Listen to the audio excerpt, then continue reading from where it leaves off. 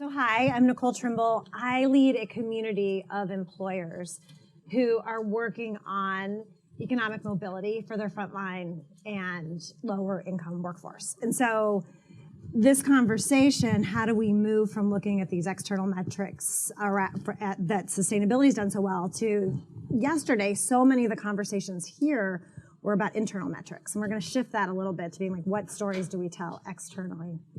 And I just wanna say, like, Deborah, I'm so grateful to be here and to be with all of you. So many light bulbs went off about how this world of economic mobility and diversity and inclusion and a lot of corporate responsibility work, they want you and they need your help in order to make the business case about why their work is not just good for the world, but good for the company. And so that's what this conversation's about. I just want to start by just like putting the elephant in the room out there. How many people think that like Patagonia and Walmart are a little different? You know? So what are some of the ways that they're really different? Let's just put it out there. Size, what 2 point, how many employees? Between 2.2 and 2.4. Employees. Million. I mean, just wrap your mind around that. And? 3,000 globally. All right, what are a couple other ways that they're really different? Products, customer segmentation is different.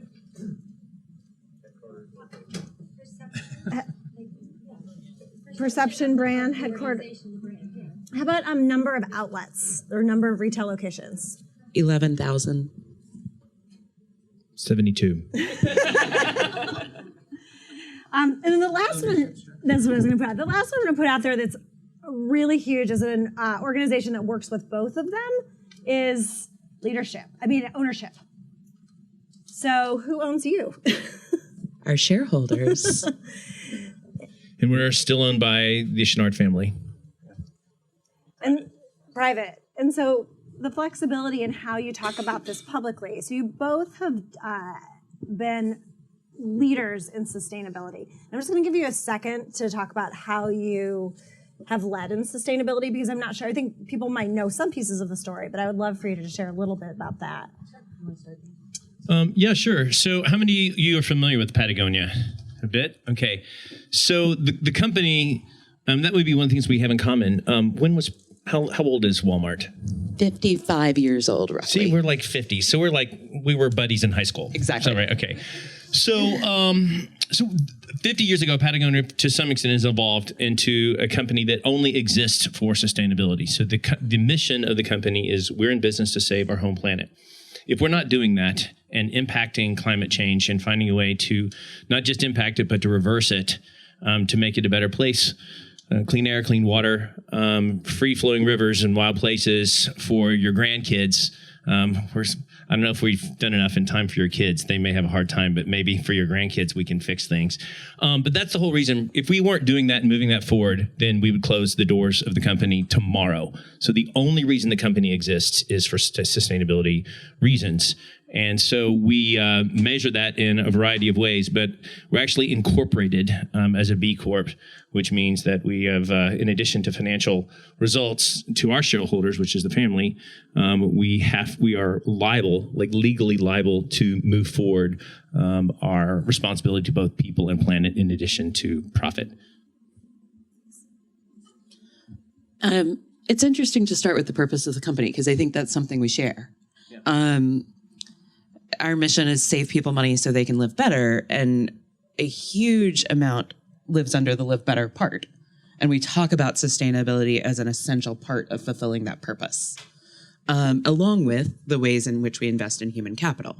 So how you build out and really build this, I always talk to people who sit in my role, which is a bit of philanthropy, a bit of kind of company advising, and make sure like your work is not an extracurricular. And there are a lot of companies where this work is an extracurricular. And I think we both share that we're in companies where it's part of the core. And it's really part of the mission, and it's on the C-suite's mind, and it's on our board's mind. We spent time with our board yesterday. So those things really do distinguish, I think, where companies are on a journey. Sustainability for us started probably in real material ways about 20 years ago. Lee Scott, who was our CEO at the time, gave a speech about sustainability, lining out to be zero waste, to be 100% renewable, and to sell products where people don't have to choose between sustainable and affordable. And it really was saying sustainability needed to be democratized, that it wasn't something just for the elite. This was going to take all of us. And that journey has been, I think that was very nascent. We were probably pretty naive to what that was going to take, and how hard and big these problems were going to get. But it was also a strong case, being a publicly traded company, that this was good for the bottom line. And so from the very beginning, saying, I think we've gotten even more committed to that piece, and even more, it's rare that a big company like Walmart writes an editorial, as we did this week, and says we believe in climate change and we're still in on the Paris Agreement. Like, as silly as that sounds, as silly as that sounds, a publicly traded company often doesn't disagree so publicly with an administration, right? And those kinds of things. And so we really do believe that while we made cases around short-term value creation in the early days, we now also talk about long-term business viability due to sustainability issues. So I'll stop there. And that's a really good point. I mean, I guess Patagonia's belief is, with no planet, there is no business. Exactly. Like, if we continue the path we're doing, and you guys can do the billions of dollars that climate change is costing business right this year, you can see it in the news. It's every day. That there is, it's going to be tougher and tougher on business with the impact that's having on climate change now. You can't separate the two. And you've both done an incredible job, both inside your companies and inspiring externally, or shifting supply chain externally to meet these needs. Publicly share your sustainability metrics, your sustainability goals, your achievements. Just as if there's no planet, there's no business. If we continue with the income bifurcation that we have, there aren't people to buy your products. And so in many ways, human capital is becoming the next sustainability to investors. How are we, and this is where you all really come in, because the analytics shops for years have had to be reporting publicly to investors on carbon, on climate. That is starting to shift to being about human capital and to being about economic mobility. And so my question for both of you is, like, what have you learned from having to report on sustainability that you couldn't parlay to human capital for the folks in the room who are going to be the ones who need to be reporting on this publicly? I'll let you go. I do want to mention one thing. Walmart and Patagonia have been working together on sustainability for years. Yep. So this is one of the other things that we have in common. We were just talking about this morning over breakfast, but there's a group called the Sustainable Apparel Coalition, and which is, how can we make clothes more sustainably? And we were pioneers, both co-founders of this. And then we were also talking this morning about likely the way to save the planet is through agriculture. And both of us, top of mind in terms of making an impact, is on regenerative ag, which I'll talk about in a little bit.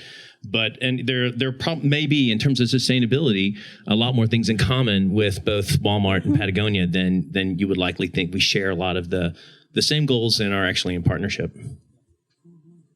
I think that's right. And when it comes to what we've learned, we actually have, and for anybody who's really likes to geek out in this space, you can go read an article that our team wrote in the Stanford Social Innovation Review, about kind of our emerging beliefs on what good ESG measurement looks like. So good environmental, social, and governance metrics, which is the idea we can measure these things, we should be reporting on these things, and there is value in really saying to the external world, and investors specifically should be asking these questions. Can I ask, how many of you, part of your position is to help report on ESG metrics? Interesting. I would bet that's I would guess in 5 years, most of the hands will be up. If we've done our job well, most of the hands will be up. Yeah, that's really interesting. So, what we've learned is we have kind of 6 principles that we're learning, and they may change, but they're kind of our starting place. And I have them in front of me because I can't always get all 6. Ideally, there'd be 3. Focus on the most material things for the business. It's where you can have the most change. It's where you can like really drive things. And those are not just for the business, but for society. That leads to something that means you probably think about industries and control for size slightly differently. When it comes to something like carbon, retail and banking are not the same. And so that's kind of a second principle, which is really think about who this company is, what it looks like, what its shape is. You also want to make sure that you're looking apples to apples. So something like retail, it's very different whether people own their supply chain or not.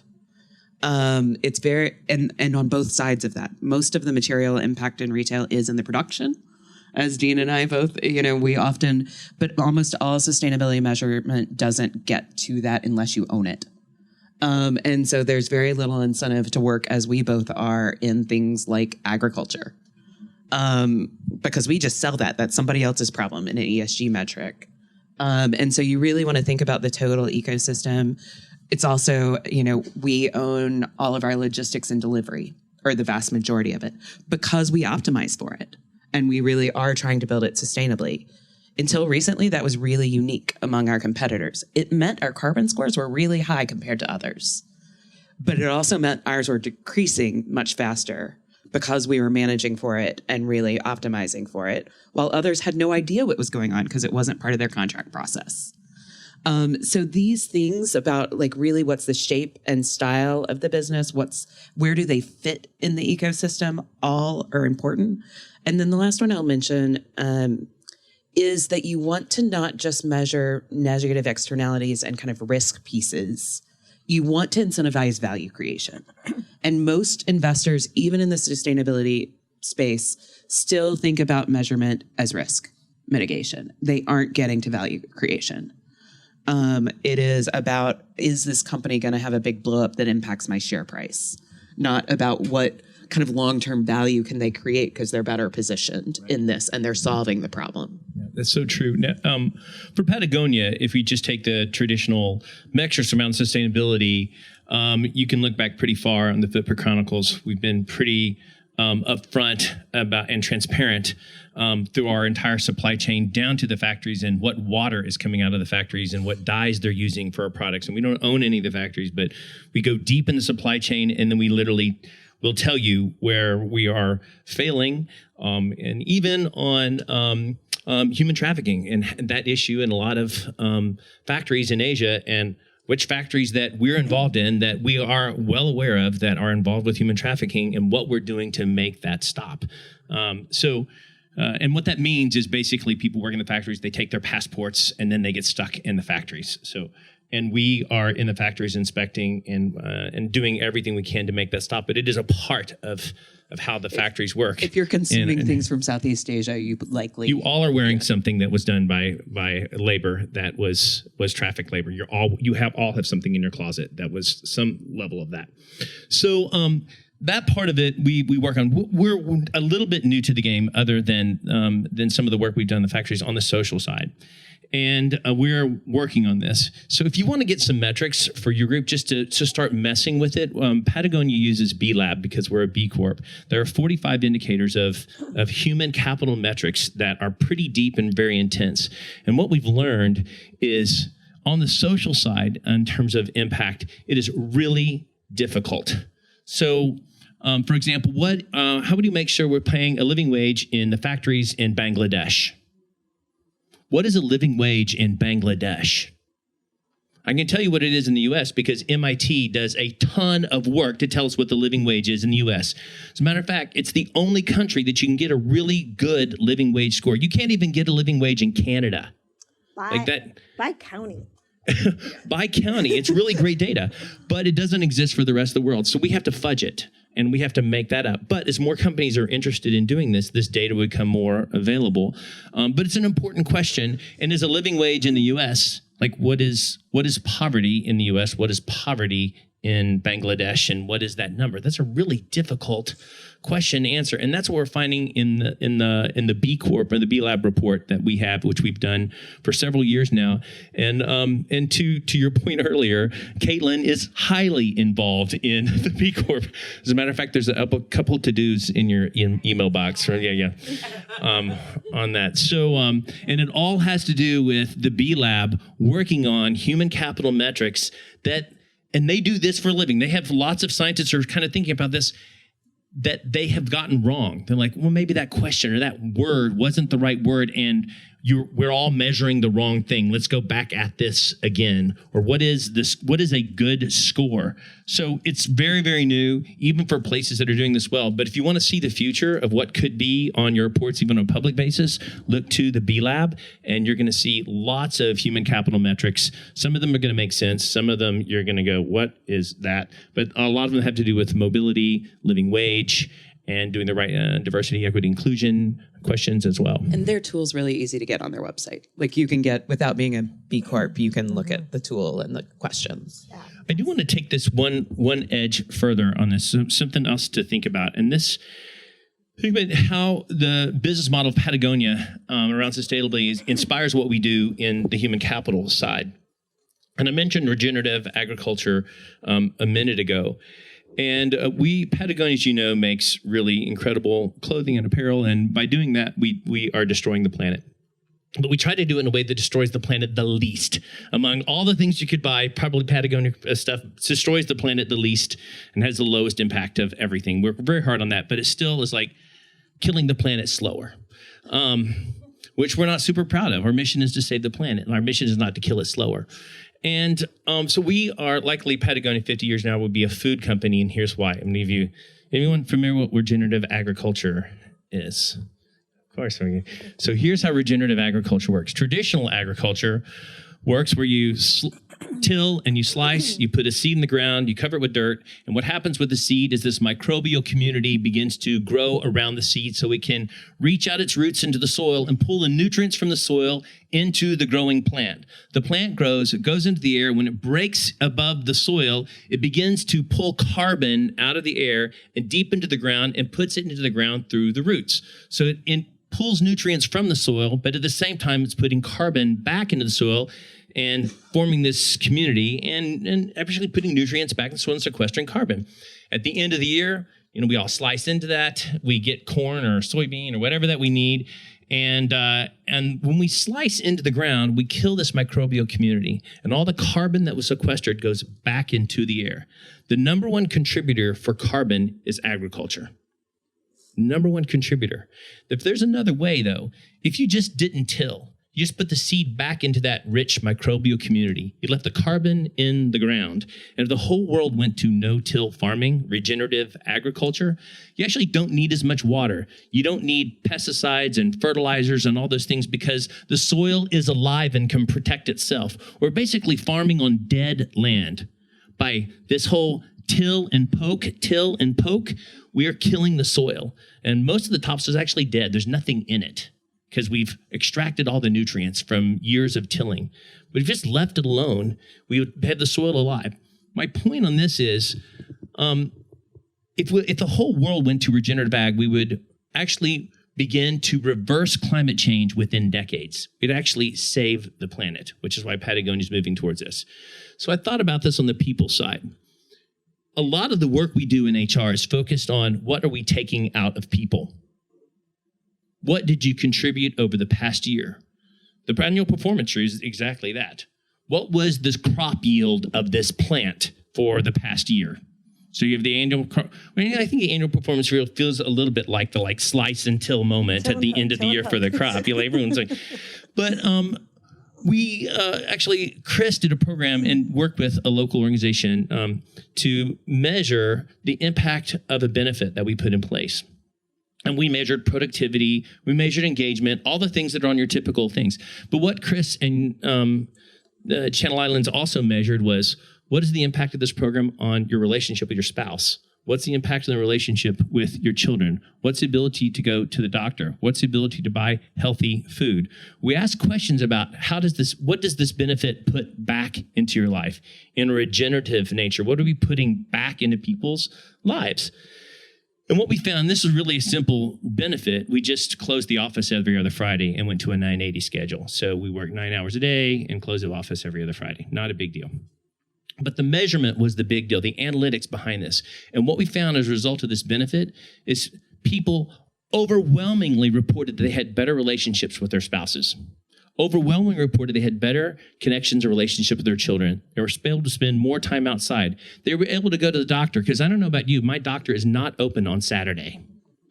So if you think about for people who are less privileged, I'm a salary person. I have the privilege of being able to go to the doctor and just step out and go to the doctor and come back. I don't have to punch in, punch out. But if you're hourly, this is a difficult thing to get to the doctor or take your children to the doctor. When you're off every other Friday and you're closed, you have the ability to do some of these things. And the ability to buy food and get to the market. It's the first time we measured not what we were extracting, but we measured what we're putting back into people's lives. And we've begun to do this even around what do dogs, we did a dog survey recently. Caitlin did one, and to understand the impact of not just how dogs impact productivity on campus, but what do they put back into people's lives. Universally, even if you didn't have a dog, people were less stressed at work by the ability to bring a dog. They were happier. My challenge is, one, is don't just measure productivity and engagement. The engagement is like the annual extraction survey. Like what are you willingly giving us in discretionary effort? But what are we putting back in? So every once in a while, throw in, what are we putting back into people's lives instead of just what we're taking out? How can HR and human capital be regenerative in nature and not just extractive? And just a thought for us of our future. No, that's amazing. And everybody in the room is on your website looking for jobs right now. I want 26 3-day weekends and bring my dog to work, please. And this idea of what do you put back in, I think it goes hand in hand with what you said, Julie, about value creation. And so many times when investors, institutional investors in particular, are looking for value creation, they might not be looking for the right thing. So kind of a two-part question. What human capital metrics are you using that are to show value creation? And what do you care about? What do you think? How do you think you're creating value for your communities, your employees? So I do think this is a really important point, and most of you have probably sat with somebody at some point that talks about all the human capital stuff as a cost. They in front of the public talk about HR as an investment and our most important asset and various things, but then it's managed as a cost versus an asset. And even that language matters because it changes how you think of people. It's humanizing. It's all the things that we want to see in the world. And a lot of that does have to do with GAAP accounting principles and various things that really do on a balance sheet drive that today. And there, many of you have probably been following the movement to change some of that so that it sits in a different place and is structured in a different place, which I think would be helpful. Walmart has as a core strategy the creation of shared value. So we believe that it is a business and a management strategy, and that we build stronger businesses by solving social and environmental problems. And when you kind of look at a single slide on our business strategy, the creation of shared value is kind of the bottom line, and what we say we exist to do. In the human capital space, we use a framework that I think, and Nicole, you and I were emailing a little bit about this, is fairly globally relevant. We haven't tested that fully. We definitely use it in the US. That is access. So who are you hiring? And, for somebody that has a frontline workforce, how are you eliminating barriers to entry for those who often are locked out of a formal economy? Things like banning the box so you hire ex-offenders, people without a degree. All of these things can be real value creation. There's a whole lot of reasons people are excluded from formal employment that have tremendous potential. and are overlooked for kind of social or various reasons. And so we think about what can we do on access, because one of the things we have is a tremendously large front line. We can be a point of entry in the economy in a way that makes sense for us, for people who might not be able to start in other places. And we hear that over and over again from our workforce. I have applied to jobs for years and nobody gave me a shot, and you gave me a shot. So looking at that and measuring that. And it's different in every country, but there's always somebody excluded from the formal workforce, and really thinking about what your role is in that. Then there's a piece of, okay, you now have a job, you've hired me, what's the stability package? And that's stuff you've all looked at. That is often wage, benefits, various things. But I think your point about not just, the basics, but what do people need? And a lot of listening to really make that right. We added, we're one of the only companies that we don't have bifurcated benefits. So it's not like the home office has one set of benefits and the front line has a different set of benefits. So that, a cashier can have up to 16 weeks of maternity leave. These kinds of things are unusual, but how you think about that for retention, how you think about that as the value it creates for working moms. These kinds of things are really important. And really listening to your workforce to think about what's the suite of stability metrics that make sense for you. Scheduling is something we've worked really, really hard on to make sure that, because guess what? Everybody doesn't want the same schedule. A college student working for us wants a different schedule than somebody who is raising 2 kids. And so how are you building scheduling models that are both, for people who want set hours and predictability, that's great. And you have that option. For people who want my schedule, I am your second job. And really I'm a fireman and I need to pick up hours this way. And building a system that really works that way and measuring what it does to retention. Because that's always a good way to get shared value out of it. So stability, depending on your workforce, and then mobility. And we really do think about that. And that's a set of lifelong learning pieces. It's a set of training. I think, John can speak to this probably even more in depth than I can, but how that not only drives retention, how your business is stronger because you were able to hire more internally, promote more internally, how your training systems allow the company to move faster when change happens, and reinvent themselves more quickly, is all value to investors that is not typically attached to investment in the front line, particularly in training. And that's been underinvested in for years. And we are spending huge amounts of money on training at the front line, and how you really help people think of this as something that benefits associates and our employees and benefits the company. And always making sure you're really thinking about both and making sure it works in both instances. That's great.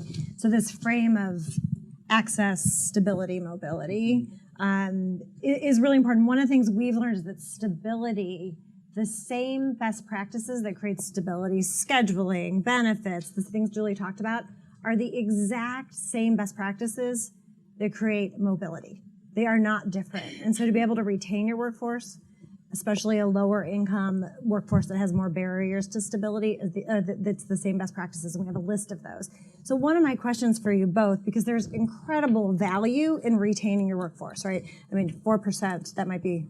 It's unusual. It's unusual. 4% turnover at our corporate office, but about less than half at our warehouse of the industry average, less than half of the industry average in our stores. So our warehouse is at 7% turnover, which is ridiculous in a warehouse environment. And so in order to reduce turnover, you have to be investing in frontline low-wage workers or lower-income workers. What are some of the innovative things that both of your companies are doing, and we'll open it up to questions after this, that you're really proud of that's helping create that stability and mobility? I didn't do this at Patagonia, but I would talk about it all day long. And if I had known about it before I joined Patagonia, I would have talked about it a lot longer before this. And if you've heard me talk, you know that I'm going to talk about this. And so how many of you know what is the return rate for women after they have a child at your company? What's the percent of women that drop out of the workforce after having a baby at your company?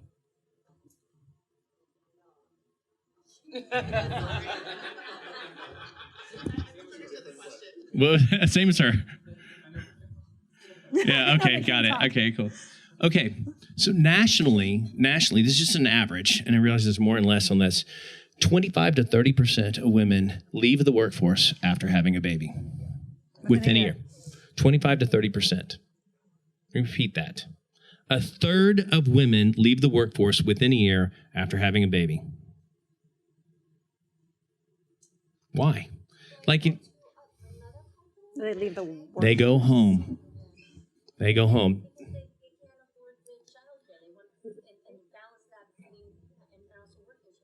That is exactly it. So Michael is saying it's hard to balance having a child and working and the emotional decision. And you've been in HR a long time, and I have absolutely seen women on their first day of work bawling that they have dropped their kid off at childcare, and they are crying because they're like the emotional decision around, I have to choose between work and my baby.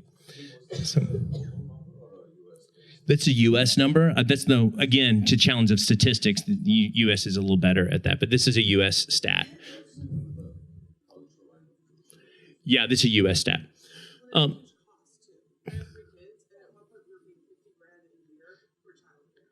It's a huge cost. Opportunity cost is real. It's a huge cost. And so there's study after study, and this is not, people can choose to do what they want, but talks about the benefits to women and the benefits to children of breastfeeding. If your child is not on site, you cannot breastfeed. If the child is at a daycare center 10 miles away or wherever it is, you can't leave work, drive 10 miles, breastfeed your baby, and do that 3 times a day or however many times a day you need to do that. It's impossible. And it's a freaking nightmare. Oh, well, that's exactly it. And then, the pumping rooms are usually great condition if you can find one, or you can sit on the stall in the toilet and pump. There's always that option. But then if you're traveling, then what do you do with the milk? Because you can't store the milk in the fridge in the hotel because you can't store breast milk. My point is, at Patagonia, nearly 100% of women return from leave. And we measure that. We look at it every single year. Women return from leave at Patagonia. And it's a simple thing. We don't make them choose between their baby and their kid. So when women come back from Patagonia, they have the leave. They still have, leave, but they're stoked to come back. And I see this, and what that means is when I started at Patagonia, they asked about, the Obama administration asked us to sign up for the Parity Pay for Women pledge. And of course we signed up for that. And I'm like, oh crap. Do we pay women fairly? I have no idea. I've been so Chris, give me a number on that. So we looked at the number, and we pay women at pay parity at all levels of the company, at all levels of management, with the exception of one, the executive level, where women make a little bit more.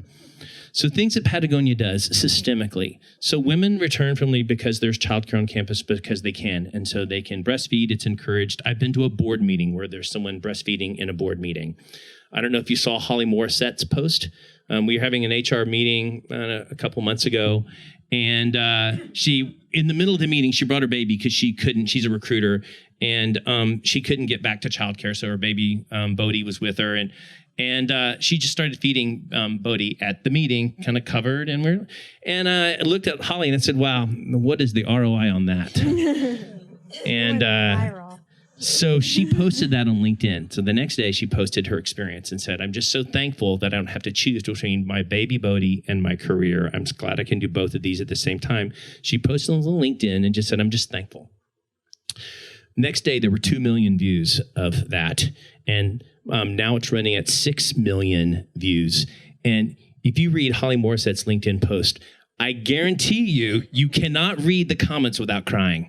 You cannot read them. So my point is, if we want mobility for women at work, we talk about gender parity, we have to let them bring their kids. And even things that we do are not that big a deal. It's not used that much. But if you're traveling for work, we'll let you bring the baby. We'll pay for a nanny. And so the mom and the nanny go and travel and do the meetings that they need to do. And what this means is women have equal opportunity as people who don't have children to progress in the company. It's why Jenna Johnson, who's one of our executives, who's had 2 kids at Patagonia, raised them all at the company, and she is one of our leading vice presidents. Chris also did some pretty interesting understanding of like, what is the pay for people who've worked at Patagonia a long time, because we have no turnover. So it's kind of a unique petri dish of like, what happens when women are in environments for a long time when they can bring their kids. And we notice that the women that we have to fix are the women who come from other places. Like women who've been at Patagonia for a long time are paid at the same level as men or other people at Patagonia. It's everyone else we have to fix, the new hires we have to fix. So anyhow, I look for opportunities to fix the system, and you can fix the system by measuring these things. What is the return rate for women at work? What is the promotion rate for women at work? You probably know that one. But my point is we have to, and then when you're working with your HR partners, change the system. Because as long as we have a system where women have to make that choice, we're going to still have 25 to 30% dropping out of the workforce, and they can't have the same level of opportunity. And you can't. And so I see that in movement and see elevation of women. And we just, there are systemic barriers that we have to change. No.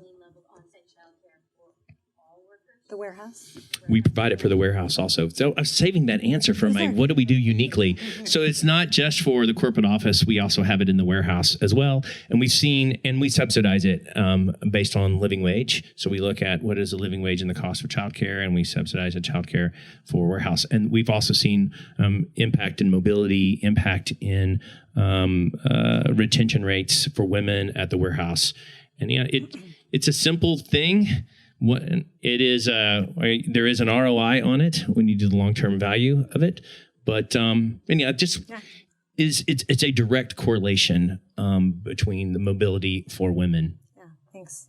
And we don't have a ton of time left, but Jill, you guys do so much at Walmart, and I think a lot of it's like the best kept secret in human capital. Do you want to share a few? Sure. So we started what we call a transformation in the human capital space 5 years ago.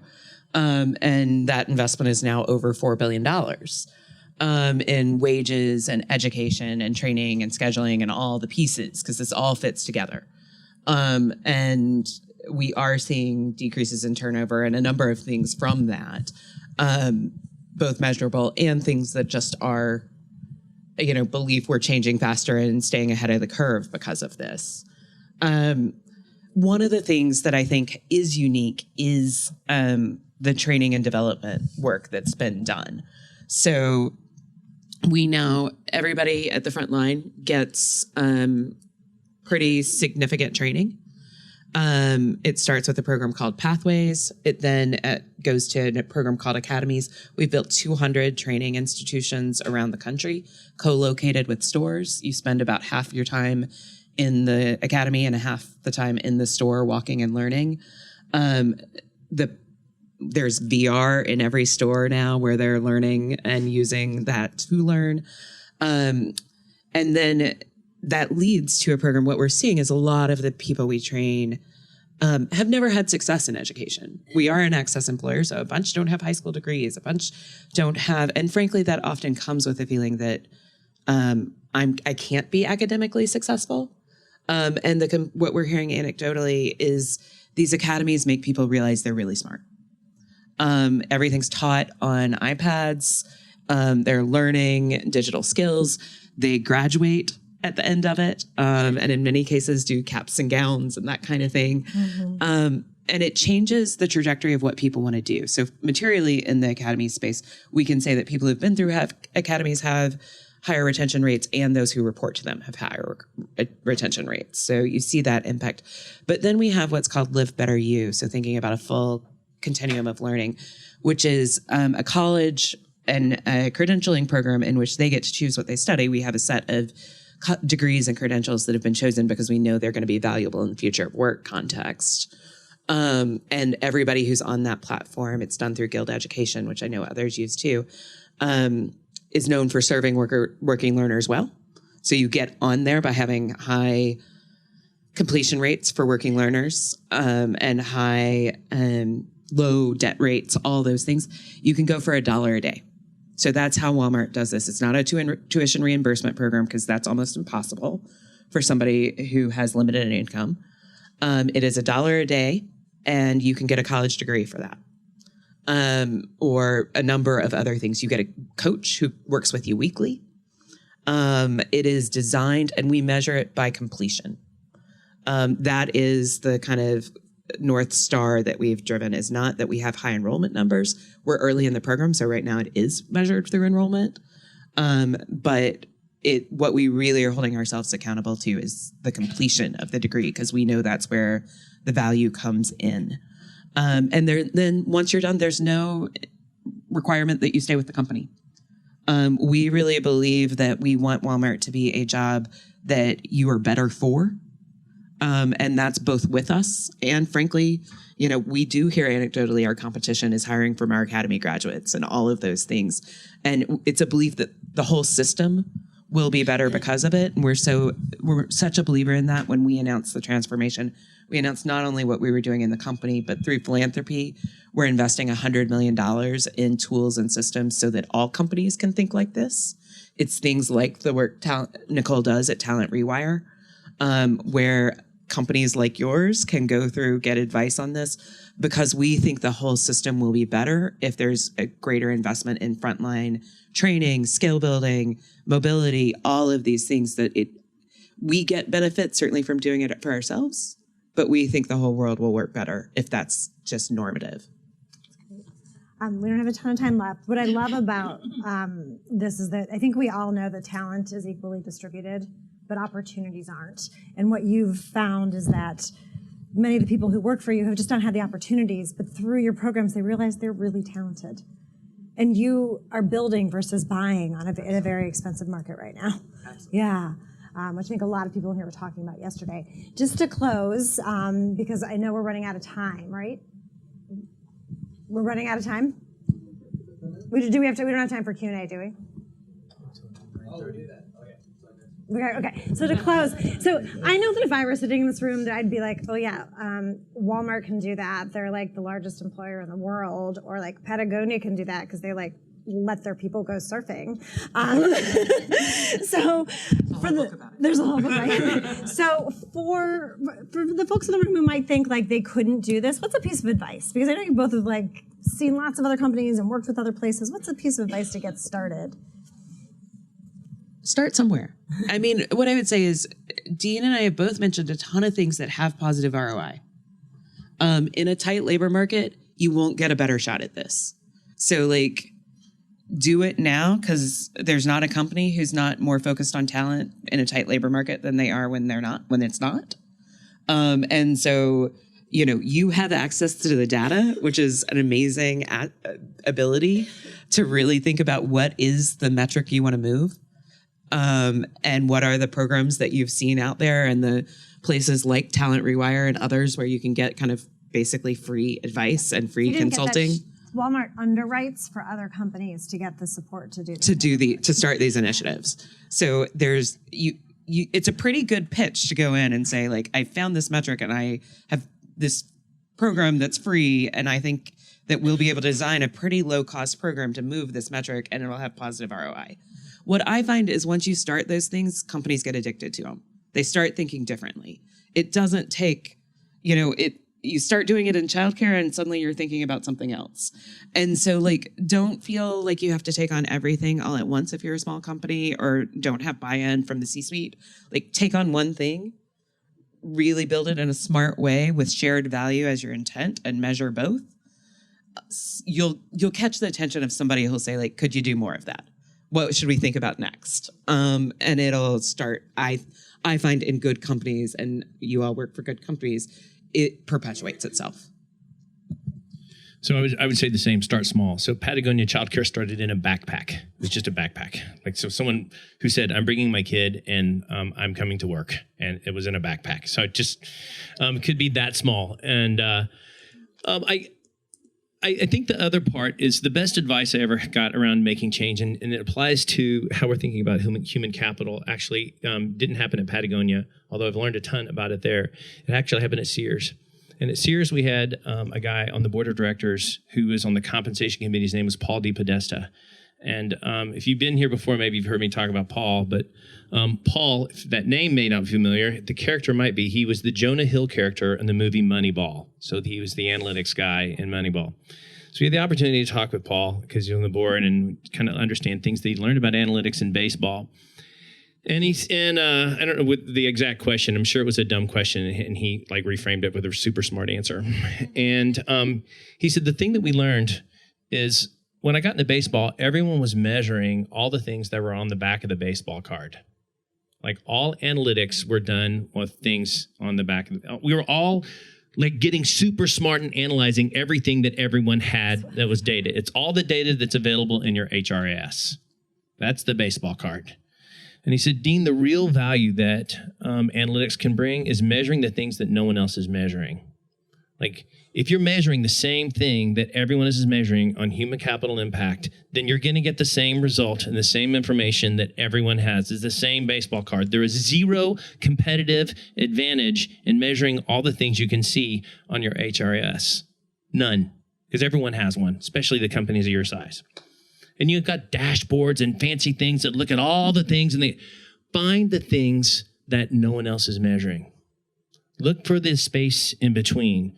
Maybe it is. Maybe it could be what is, or how are you improving a relationship with your spouse or kids? Or I have no idea. But think about those things and then report on those. Maybe it's the subnote in your next analytics report. But look for those parts. Like, ask your question, what are we putting back into people's lives and what does that mean? How could we think, what is a regenerative piece of analytic data that I could put in? Maybe in the next one they ask about pay and opportunity report, you look at how women are moving through the organization, how many are dropping off and why, and as it could be after they've had a child. And I just look for things that you're not measuring is my message in that, and it was a message from Paul, and I thought it was brilliant, and it stuck with me for a very long time. So this is how you guys can implement and impact change, because you can see and you can measure, and believe me, the insights that your head of HR is dying for your insight that's driven from data, because it's the thing that the CEO believes in and the board believes in. So if I want to make change around women or kids or the future or sustainability or economic mobility, then it all starts with a good case with data. And certainly there's all the heart, and I can talk about those things all day long. But I mean, how many times has Caitlin heard me say, "What news insights do you have for me?" And she's smiling like, "So I'll get you one." And yeah, that's my challenge for you. What are you bringing to the table? What is your research saying? Measure something that no one else is doing, and in the space, and that's where creativity comes from, and that's real where change comes from. I love that. The one thing I will add is if you are in a company that is not measuring turnover, and I was shocked. I'm not a data analytics in HR analytics. And the number of companies I talk to that are very large and sophisticated companies where they don't have a kind of agreed upon, everybody believes it, cost of turnover, and they're using some broader one, like that will unlock so many things, because then you have an ROI, then they actually start to say like, oh, this is the way we're working is expensive. And we can do better, and you'll get them to a higher value. But if you can get them there, it flips the switch on like we should solve some problems. Can I double click on that? Turnover by level. Well, turnover by level, by gender, by race, and by socioeconomic status using zip code. Mind blown. Like there's no denying what's going on in your company if we do that. And I want to mention one other thing on the opposite spectrum. How are you measuring the impact of your elders at your company? What's the impact of your elders? What happens to your elders at your company? Do they kind of pushed off the cliff in retirement? So there's a lot of knowledge and wisdom in your elders. And by the way, they're going to get elder-er. And we all are going to be elder-er. And we are going to be working as elder-ers. And so think about what's happening to that workforce and how you can measure the impact of that workforce and how you can think differently. We do a damn good job of, intern, entry-level job, and you ramp up your career. And we do a terrible job of how do you ramp in a different way with our elders, and how do they want to work differently? Because they don't want to work the same. in this time, and there's going to be a ton of them, and we are going to be them. Don't fool ourselves. So anyhow, that's another challenge in metrics and human capital and mobility, and what is the opportunities you're giving for elders, because actually you're going to need them in your workforce given the demographics that are coming. Well, Dean and Julie, this was a huge treat for me. I hope for all of you as well. We hope to do Q&A, but there'll be time. I know you're sticking around for a little bit, so thank you.